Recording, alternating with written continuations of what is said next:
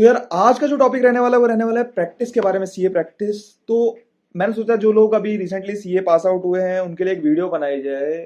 जो लोग अपनी प्रैक्टिस करना चाहते हैं उनको गाइडेंस देने के लिए, मतलब जो मेरे साथ जो हुआ है हादसा वो आप लोगों के साथ ना हो। जो कि मेरे को लगता है सबसे बड़ी जो हार्डशिप होती है एक सीए जब प्रैक्टिस स्टार्ट करता है इनिशियल फेजेस के अंदर, वो होती है रिकवरी की। नॉट इन इनिशियल फेजेस, मैं तो कहूँगा लाइफ टाइम ये रहती है यार। रिकवरी की सबसे बड़ी प्रॉब्लम रहती है एक सीए जर्नी के अंदर, सीए प्रैक्टिस के अंदर। तो मैं आप लोगों के साथ एक मतलब अपना एक इंसिडेंट शेयर करता हूँ, और थोड़ा सा मतलब थोड़ा सा इंटरेस्टिंग भी है। हुआ क्या, जब मैंने 2020 जब स्टार्ट हुआ था तो उसी के अराउंड मैंने प्रैक्टिस स्टार्ट करी। तो मेरा पहला क्लाइंट पड़ा जो कि सबसे मतलब रिटेनरशिप का क्लाइंट था, बड़ा क्लाइंट था। उसने मेरे को बोला कि मेरा सारा काम आपको करना है, GST, TDS, MCA, PF, ESI, सारा काम करना है आपको, 10,000 रुपये महीना दूंगा। मैंने कहा ठीक है सर, कोई बात, कोई दिक्कत नहीं है, बढ़िया काम लग रहा है, 10,000 रुपये ले लेंगे, कोई दिक्कत नहीं है।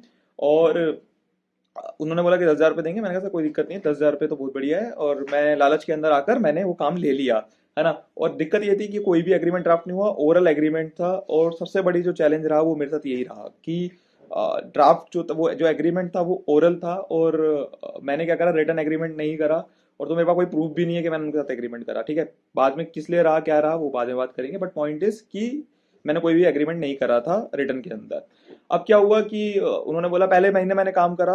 उन्होंने बोला कि कोई अभी फाइनेंशियल कुछ दिक्कत है, पैसे से अभी ये दिक्कत आ रही है, अभी एक कॉन्ट्रैक्ट हमने करा हुआ है तो वहां से पैसा आना है। मेजर कॉन्ट्रैक्ट था कुछ, मतलब 1 करोड़ के अराउंड का अमाउंट था उनका जो वहाँ पे फंसा हुआ था। तो उन्होंने बोला कि जैसे ये पैसा आ जाएगा हम आपको दे देंगे। मैंने कहा सर कोई दिक्कत नहीं है, अगले महीने दे देना। कह रहे कोई दिक्कत नहीं, अगले महीने दे देंगे। तो मैंने कहा ठीक है। अगला महीना हो गया, अगले महीने काम करा, कोई पैसा नहीं आया। तो अगेन 10,000 रुपये फिर ड्यू हो गए, 20,000 रुपये हो गए मेरे पास। अब तीसरे महीने क्या हुआ, उनकी एक पेनल्टी बन रही थी, किसी चीज को लेकर पेनल्टी बन रही थी। तो उन्होंने बोला कि सर एक काम करो, ये पेनल्टी पे कर दो इस महीने। जैसे ही आप तीसरे महीने का जब हम तीनों का एक साथ पेमेंट करेंगे ना, आपको क्वार्टरली पेमेंट कर देंगे। और इस तरीके से हम 3 महीने का आपको प्लस जो पेनल्टी है वो हम आपको पे कर देंगे साथ में। तो मेरे को लगा यार ठीक है यार, कोई दिक्कत नहीं है, बड़ा क्लाइंट है, अच्छा क्लाइंट है, 30,000 रुपये महीने, 30,000 रुपये आएंगे और बस साथ में पेनल्टी आ जाएगी, कोई दिक्कत नहीं है। तो 30,000 रुपये मेरा जो टारगेट था वो 10,000 रुपये महीना वाला टारगेट था। जो कि मेरे को लग रहा था कि यार ये पेनल्टी वेनल्टी ठीक है यार, पे कर देते हैं, रिलेशनशिप डेवलप होना चाहिए क्लाइंट के साथ। उसको ऐसा ना लगे यार कि कि ये पैसे ऐसे, मतलब पेनल्टी छोटा बहुत, मतलब जो अमाउंट था पेनल्टी का वो 4,000 रुपये था। तो उन्होंने बोला कि इस पेनल्टी को पे कर दो और साथ में आप ले लेना। मुझे लगा यार ठीक है, कोई दिक्कत नहीं है ना। रिलेशनशिप ज़्यादा इंपॉर्टेंट है उस समय पे। तो ये था कि अगर रिलेशनशिप टूट गई तो हो सकता है दूसरे सीए के पास ले जाए, 10,000 रुपये महीना मर जाएंगे।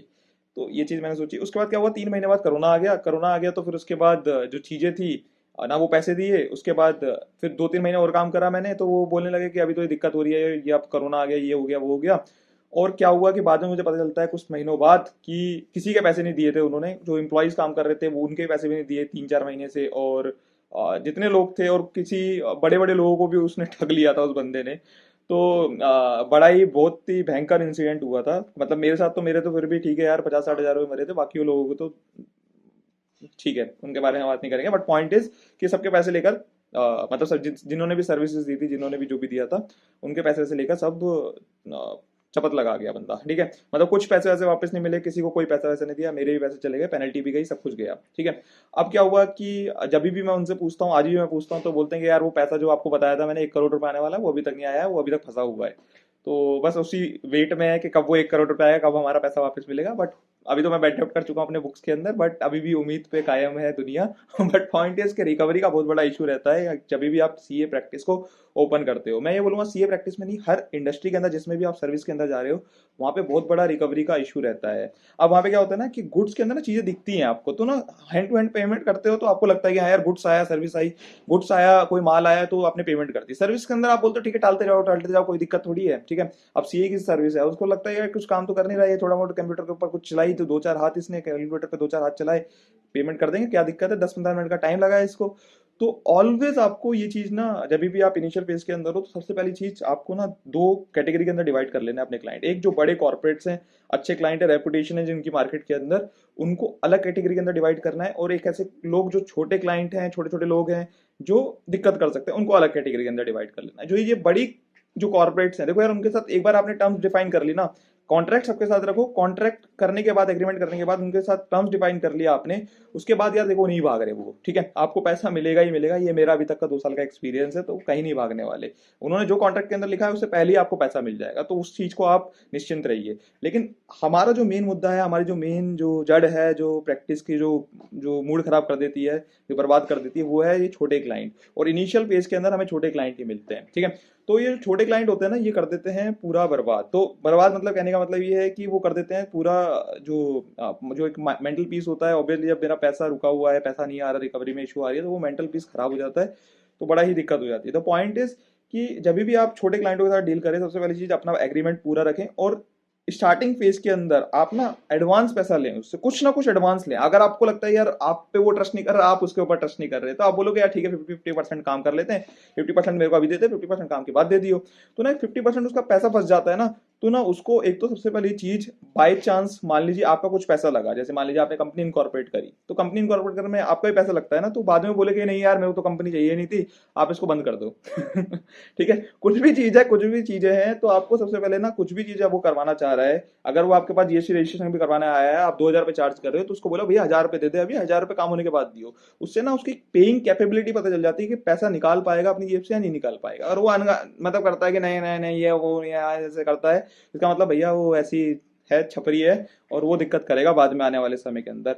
तो अभी मेरा ना प्रोस्पेक्टिव यही रहता है कि जितने मेरे पोर्टफोलियो में जितने क्लाइंट हैं, तो मेरे को जो भी ऐसा दिक्कत करता है ना, नहीं सर ये कर दो, वो कर दो, 2 महीना 4 महीना कर दे, मैं भैया तू एक काम कर, पैसे दे जा जो पेंडिंग है, तू अपना काम कहीं और से करा ले, ठीक है।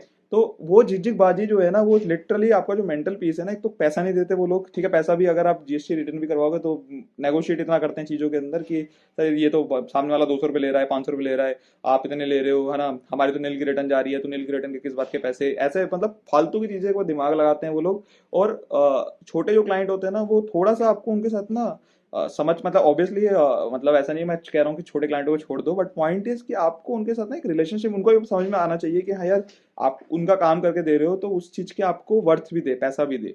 तो वो चीज जो है ना बड़ी इंपॉर्टेंट है। तो आपको वो इनिशियल फेज के अंदर ही, इनिशियल टाइम पर ही वो चीज क्लियर कर देनी है कि सर ये चीज मेरी इतना टाइम लगेगा, इतने चीज के मैं इतने चार्ज कर रहा हूँ, ये मैं एडवांस चार्ज कर रहा हूँ, ये मैं बाद में लूंगा, ये सारी चीज आपको पहले ही क्लियर कर देनी है। तो छोटे क्लाइंट के लिए ऑलवेज मैं रिकमेंड करूंगा कि जब भी आप फर्स्ट टाइम उनके साथ काम कर रहे हैं, तो कुछ ना कुछ एडवांस जरूर लें, उससे उनकी पेइंग कैपेबिलिटी पता चलती है।